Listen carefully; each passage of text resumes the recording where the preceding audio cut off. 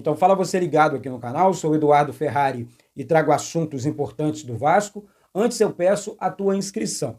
Aqui embaixo tem o botão vermelho inscrito, inscreva-se. Lembrando que é sempre muito importante e também de graça a tua inscrição. Então você que ainda não é inscrito aqui no canal, deixa essa moral aí, reforça a tua inscrição. Tem muita gente assistindo os vídeos aqui e acaba esquecendo de confirmar a inscrição. Então, repetindo aqui, botão vermelho, inscrito, inscreva-se, confirma aí a tua inscrição e vamos bater recorde de like nesse vídeo aqui também. Tem um likezinho aqui, ó, reforça aí o like, deixa essa moral aí, vamos alcançar outros vascaínos através aqui do canal Vasco Connection também, beleza? Então, reforça a inscrição, reforça o like e habilite o sino de notificações. Aproveita também, copia o link do vídeo aqui, compartilha em grupos vascaínos de Telegram, de WhatsApp, de Facebook. Diz que tem vídeo novo aqui no canal Vasco Connection, valeu? Aqui, gente, vamos passar a lista dos relacionados, falar sobre o jogo do Vasco contra a equipe do Operário. Final de semana, pelo Campeonato Brasileiro também, o Vasco vai enfrentar a equipe do Palmeiras. Venda milionária, né, que estão envolvendo aí a venda do Ryan, essa possível venda do Ryan. E vazou um novo nome para técnico do Vasco. Vamos falar sobre isso tudo. Eu começo falando sobre o jogo do Vasco contra a equipe do Operário. Como vocês sabem, o técnico do Vasco nesse momento é o Felipe. Ah, Eduardo, é o técnico interino, mas ele é o técnico por enquanto. E ele vai comandar o Vasco no jogo amanhã, às 16 horas, contra a equipe do Operário pela Copa do Brasil. Fica atento aí, porque eu vou transmitir esse jogo aqui no canal, tá? Então você que não é inscrito aqui no canal, reforça a inscrição, que amanhã tem transmissão Operário e Vasco, Copa do Brasil, 4 horas da tarde, com pré-jogo, jogo e pós-jogo. Então, reforça a inscrição, não fique de fora dessa super transmissão aqui do canal, não. E o Felipe também vai comandar o Vasco contra a equipe do Palmeiras no final de semana. O Vasco enfrenta a equipe do Palmeiras no Mané Garrincha, né? O Vasco vai jogar em Brasília. O Vasco é mando do Vasco, mas o Vasco vendeu esse mando de campo. E são 2 jogos super importantes do Vasco para a sequência da temporada. Um é decisivo demais, porque é mata-mata, é a Copa do Brasil, é o Operário em Ponta Grossa. O Felipe deve fazer algumas alterações na equipe titular. Felipe que é um técnico ofensivo, Felipe que gosta de preencher bastante ali o meio-campo, tá trabalhando, bastante nisso, né? Vai conseguir preencher o meio-campo com pelo menos 4 jogadores, jogando apenas com 2 jogadores de ataque, ou seja, Ryan deve ser sacado da equipe titular, ele deve colocar mais um jogador de meio-campo e jogar na frente com o Nuno Moreira e o Pablo Verratti. É uma formação que eu particularmente gosto bastante. Eu acho que o time ganha em força ali no meio campo, consegue proteger mais a bola no campo ofensivo, ou seja, consegue agredir mais o adversário. O Vasco não tem esses... Até tem, eu acho que o Adson é esse jogador extremo ali pela direita e tudo mais. Mas nesse momento o que o Vasco tem de melhor são jogadores de meio campo, como Tietê, por exemplo. Tietê, Hugo Moura, Coutinho no meio campo. Aí você consegue fazer um quarteto, um exemplo, com Paulinho Paulo, ou até mesmo com Juan Esforza, que tem muita qualidade na saída de bola. Então você joga com 4 volantes, Jair também, outro excelente jogador de meio campo, você consegue formar um quarteto importante no meio campo e jogar com 2 jogadores de ataque e agredir mais o adversário, porque quando você tem o Coutinho também, até eu quero destacar o Coutinho, eu vi um comentário perfeito de um jornalista da ESPN, perdão, não me recordo o nome aqui, que ele falou, cara, o Coutinho é um dos 5 jogadores melhores que eu vi jogar, né, no futebol brasileiro. Nos últimos anos, Coutinho, ali Neymar, Suárez, Messi, Cristiano Ronaldo, e o Coutinho tá no bolo. É craque demais, é diferente demais. O Coutinho é um jogador diferenciado. Agora, tem que ter um técnico à altura, tem que ter um time à altura, uma formação ideal para que o Coutinho possa render. O Coutinho tem só 33 anos, gente. Nós temos um cracaço no nosso time. Não podemos abrir mão de um Felipe Coutinho no meio campo, não. O Vasco não pode se dar, né, ao luxo, não, o Coutinho pode ficar no banco. Não, pelo amor de Deus. Nós temos um craque que está jogando, está entregando muito. Olha os últimos jogos do Felipe Coutinho. Ele sofre mesmo, porque o time não entrega. O time não tem um padrão de jogo. Eu acredito, faz um corte aí. Eu acredito que o Felipe, com menos tempo de trabalho que o Fábio Carille, vai entregar um padrão de jogo amanhã. Amanhã, não vou lá contra o Palmeiras não, amanhã contra o Operário. Porque o Felipe, obviamente, acompanha os treinos do Vasco, ele é o diretor técnico do Vasco. Então, dito isso, não tenho ainda a provável escalação, tenho aqui mais ou menos uma ideia, passando para vocês aqui que eu consegui apurar ontem. O Vasco não deve jogar com 3 jogadores no ataque, o Vasco deve preencher o meio-campo com 4 jogadores, jogar com Verratti e Nuno Moreira no ataque e tudo mais. E saiu, né? O Vasco divulgou a lista dos relacionados. Vou passar para vocês aqui. Novidade é o Tietê, que volta, né? Graças a Deus, Tietê é um motorzinho desse time do Vasco, deve voltar ao time titular. Adson, Alex Teixeira, Coutinho, Daniel Fusato, Garré, Hugo Moura, Jair, João Vitor, Léo Jardim, Lloyd Augusto e Lucas Freitas, Lucas Oliveira, Lucas Piton, Luiz Gustavo, Matheus Carvalho, Nuno Moreira, Paulinho Paula, Paulo Henrique, Felipe Gabriel, Puma Rodrigues, Rayan, Tietê, Verratti e Vitor Luiz. Esses são os relacionados para o jogo amanhã contra a equipe do Operário e deve ser também os relacionados para o jogo, caso não aconteça, Deus me livre e guarda, nenhum tipo de contusão, para o jogo contra a equipe do Palmeiras também, domingo, no Mané Garrincha, em Brasília. Tá certo? Gente, nova reunião confirmada, não é novidade para ninguém aqui que o Vasco está negociando com o técnico Fernando Diniz. É um treinador importante, é um treinador que sabe das coisas. Li alguns comentários que o Fernando Diniz, muita gente, Eduardo, eu não gosto do Fernando Diniz. Eu parei, né, para pensar, analisar a situação envolvendo o Fernando Diniz. Vi também comentários de jornalistas na TV falando que o Fernando Diniz vai colocar o Vasco na zona de rebaixamento em apenas 5 jogos. Eu falei, o quê? Fernando Diniz, recentemente, estava treinando a seleção brasileira. Fernando Diniz, recentemente, pegou um time super limitado do Fluminense e foi campeão da Libertadores. Eu olho para o futebol brasileiro, né, técnicos brasileiros, e não vejo grandes coisas, não. Nós temos grandes, bons elencos, né? Elenco do Flamengo, elenco do Botafogo, elenco do Palmeiras, Atlético Mineiro, e vai parando por aí. E o Fernando Diniz, ele consegue extrair dos jogadores o melhor.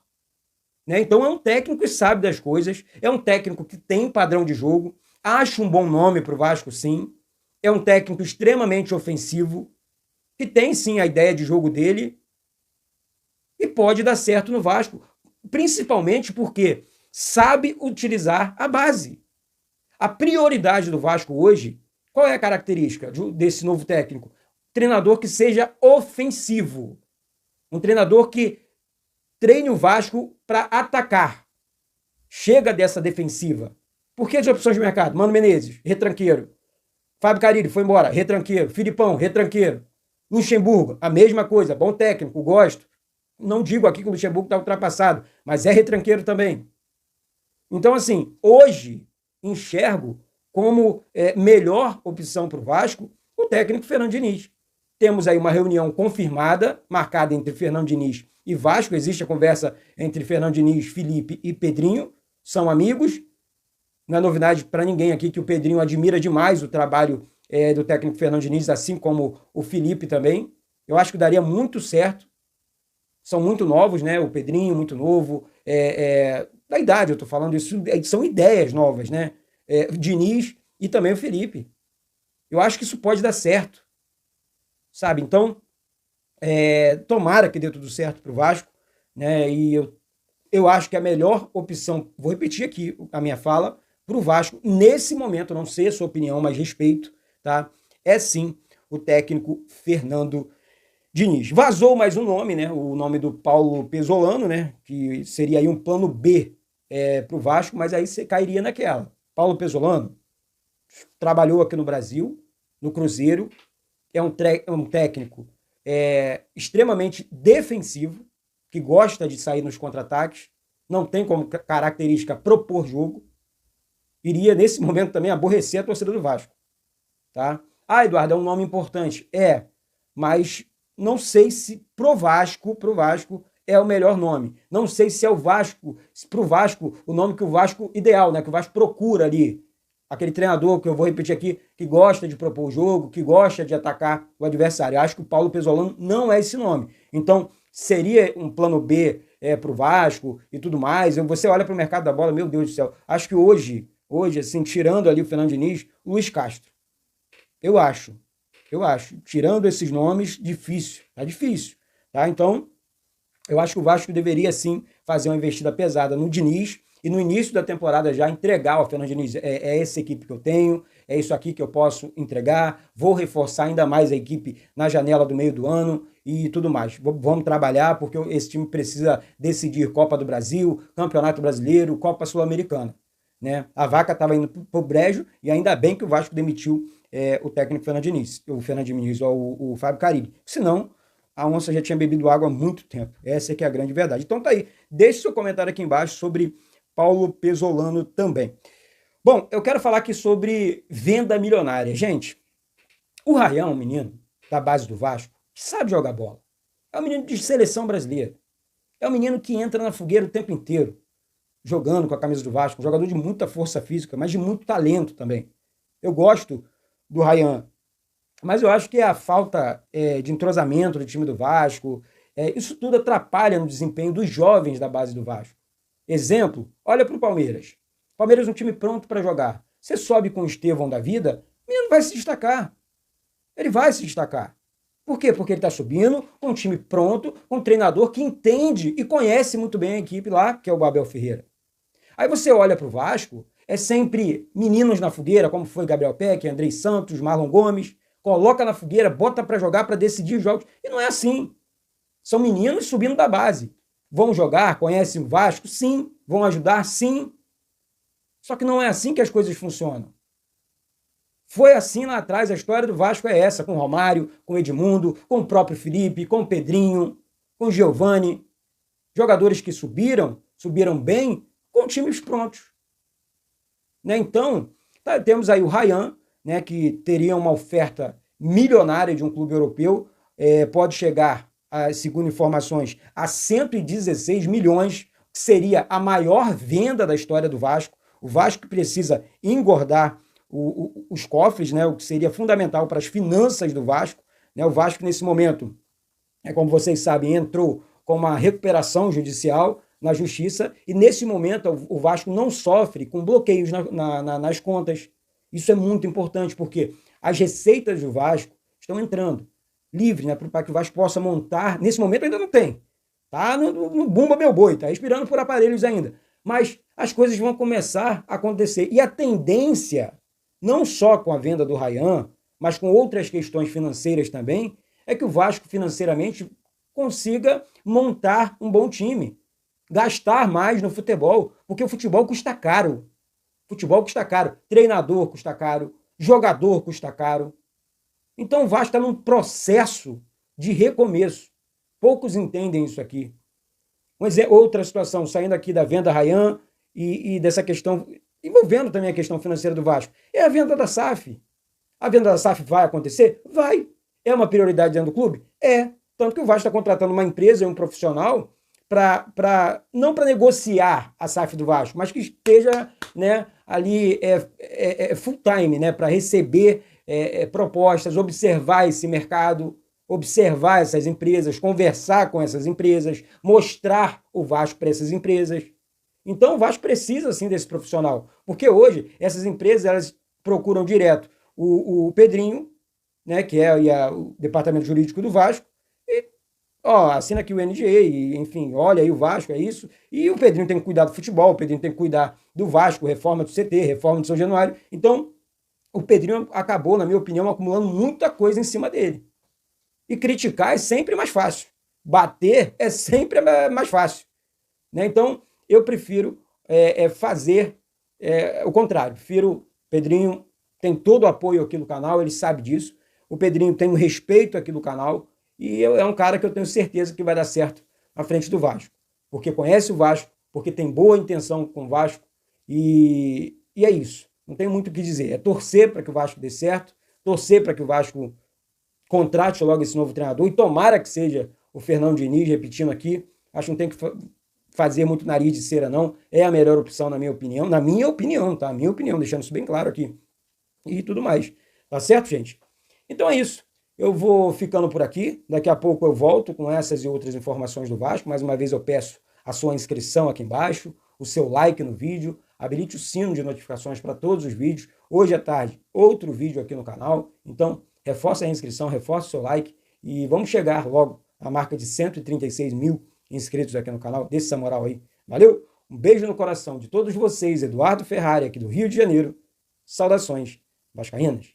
Em baixa no Vasco, Alex Teixeira revê palco de jogo heróico e tem volta de Felipe como trunfo.